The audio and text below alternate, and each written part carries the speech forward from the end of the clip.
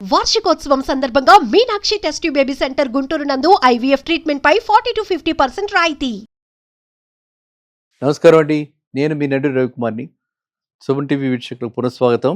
ఇవాళ చాలామంది నోట్లు రద్దు ఏవి 500 rupee note, 100 rupee note, 20 rupee note, 10 rupee note దాకా ఉన్నాయి. ఇప్పుడు అవన్నీ చలామణి అవుతున్న నోట్లు రద్దుట అండ్ బ్యాంకుల మూత.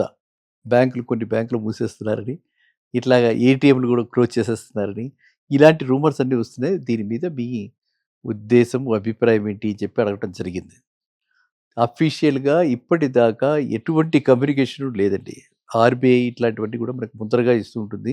అట్లాంటిది కమ్యూనికేషన్ ఏమాత్రం కూడా లేదు. వీటి గురించి డిమానిటైజేషన్ గురించి కానీ, అంటే డిమానిటైజేషన్ అంటే నోట్లు రద్దు అంటే దాన్ని డిమానిటైజేషన్ అంటారన్నమాట. గతంలో మనకి 1000 రూపాయలు, 2000 రూపాయల నోట్లు ఎలా అయితే రద్దు చేశారో ఆ విధంగా నోటీస్ ఇచ్చి మనకి 500 రూపాయల నోట్లన్నీ కూడా మార్చుకునేందుకు కొంత టైం ఇచ్చి అలా చేసే అవకాశం ఉంది. అది మన సిబిఎన్ గారు మీ అందరికీ తెలుసు. ఆయన డిమాండ్స్లో అదొకటి ఉంది.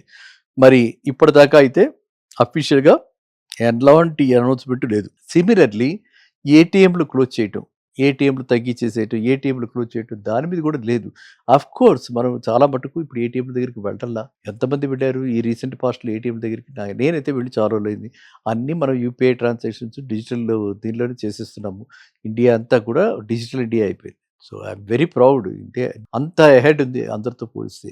సో కాబట్టి ఆ విధంగా మనం బ్రాంచెస్కి వెళ్ళటంలా. సిమిలర్లీ ఇప్పుడు బ్యాంకులు మూసిపెడతారంటే ఇన్నన్ని బ్యాంకులు, ఇన్నన్ని బ్రాంచులు ఉండాలా అన్నది ఒక పెద్ద చర్చనీయాంశం అయిపోయింది. సర్వీసు తగ్గిపోయి, క్వాలిటీ తగ్గిపోయి, క్వాంటిటీ పెరిగిపోయి, మొన్ననే ఒక ఆయన చెప్తున్నారన్నమాట.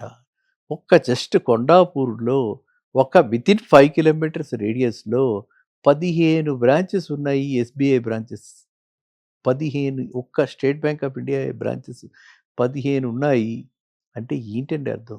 ఏ బ్రాంచ్కి వెళ్ళినా, ఎక్కడికి వెళ్ళినా ఒకటే కదా, అవే రూల్స్, అవే రెగ్యులేషన్స్.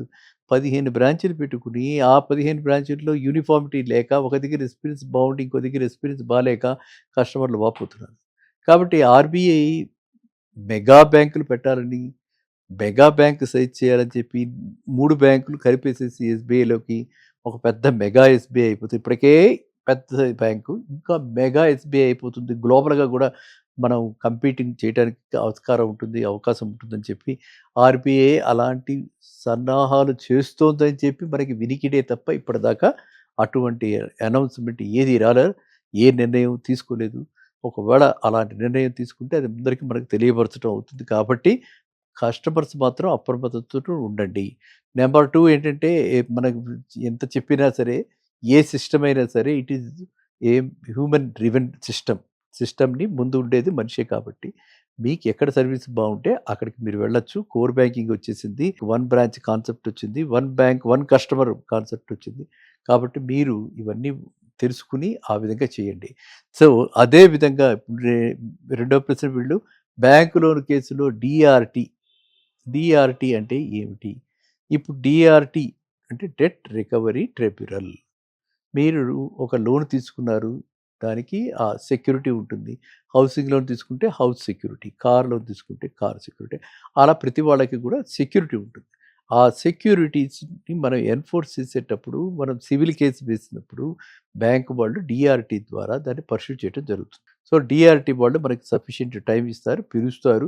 మనం కట్టకపోతే ఎందుకు కట్టలేదని చెప్పి వస్తుంది. ఇవన్నీ ఆ పద్ధతిలో డిఆర్టీ అన్నది వచ్చిందనమాట. కాబట్టి మనం నేను గత వీడియోలో కూడా చెప్పడం జరిగింది. ఆ లెవెల్కి తీసుకువచ్చుకోకుండా, ఒకవేళ కట్టలేని పరిస్థితే వస్తే మనమే ఒక బయ్యర్ని ఐడెంటిఫై చేసి బ్రాంచ్కి వెళ్ళి నెగోషియేట్ చేసుకుని ఆ టైమ్స్లో అమ్మేసేసి మనమే అమ్మేసుకుంటుంటే ఆక్షన్ నోటీసులు, ఈ ఖర్చులు, డిఆర్టీ నోటీసులు, లాయర్లు, డిఆర్టీకి మనం రిప్రజెంట్ చేసుకోవటం ఇవన్నీ లేకుండా మీ అందరికీ స్మూత్గా జరిగిపోతుంది. కాబట్టి ఈ అడిగిన మనకి నేను ధన్యవాదాలు తెలుపుతూ, ఎందుకంటే డిఆర్టీ కూడా తెలియని వాళ్ళు ఉంటారు.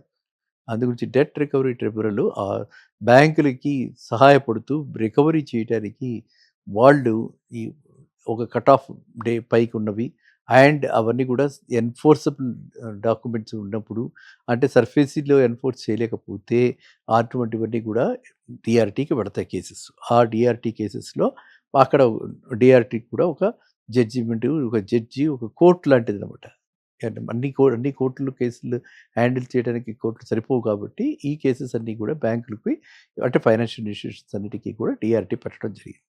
సో అందువల్ల మీరు కస్టమర్స్గా నేను రిక్వెస్ట్ ఏంటంటే అట్లాంటి పరిస్థితి చూస్తున్నప్పుడు మనమే తొందరగా అంత దూరం వెళ్లకుండా బ్యాంకు వాళ్ళు మనమే బ్యాంకు తోటి సంప్రదించి వీలైనంత త్వరగా మన అకౌంట్ని మనం క్లోజ్ చేసుకోవటము, మనమే ప్రైవేట్ సేల్ చేసుకోవటము, మనమే బయ్యర్ని ఐడెంటిఫై చేసుకుంటే మంచిది. ఎందుకంటే పరిస్థితులు ఎవ్వరు చేయి జారిపోతే కానీ ఆ పరిస్థితి రాదు. కాబట్టి అలాంటి పరిస్థితి వచ్చినప్పుడు మనం ఏందో నిస్సంకోచంగా వెళ్ళిపోయి కోఆపరేట్ చేసి బ్యాంకు వాళ్ళకి మీరు మీ ప్రాపర్టీ తాలూకు వివరాలన్నీ ఇచ్చి వీలైనంత త్వరగా బయటపడండి. అప్పుడు ఖర్చులు తగ్గుతాయి. లేకపోతే అలా మల్టిప్లై అయిపోతుంది అనమాట. మరింతలు అవుతుంది అనమాట. అది ₹100 ఉంటే 100 కాదు 200, 300 మీటర్ రేటు తిరుగుతూనే ఉంటుంది. ఇంకా ఖర్చులు పెరుగుతూనే ఉంటాయి. ఆ ఖర్చులన్నీ కూడా బ్యాంకు వాళ్ళు మీ కస్టమర్ అకౌంట్‌కే వేస్తారు. కాబట్టి మనం ఎంతసేపు అయినా సరే ఒకటే అనుకోవాలి. అలాంటి పరిస్థితి రాకూడదు. అలాంటి పరిస్థితి వస్తే మనమే నిస్సంకోచంగా వెళ్ళిపోయి మనమే ప్రపోజల్ ఇచ్చి ప్రైవేట్ సైడ్‌లో క్లోజ్ చేసేసుకోండి. సో డిఆర్టీ అంటే మీకు అందరికీ అర్థమైందని అనుకుంటున్నాను. సో ఇట్లాంటి క్వెషన్స్ ఏమైనా ఉంటే మళ్ళీ మీరు కామెంట్ రూపంలో పెట్టొచ్చు. లేకపోతే ఈ ఛానల్ వాళ్ళకి రాస్తే మళ్ళీ కూడా నెక్స్ట్ రౌండ్‌లో అలాంటివి టేకప్ చేయడం జరుగుతుంది. ఓకేనా? మళ్ళీ కలుద్దాం నెక్స్ట్ వీడియోలో. నమస్కారం.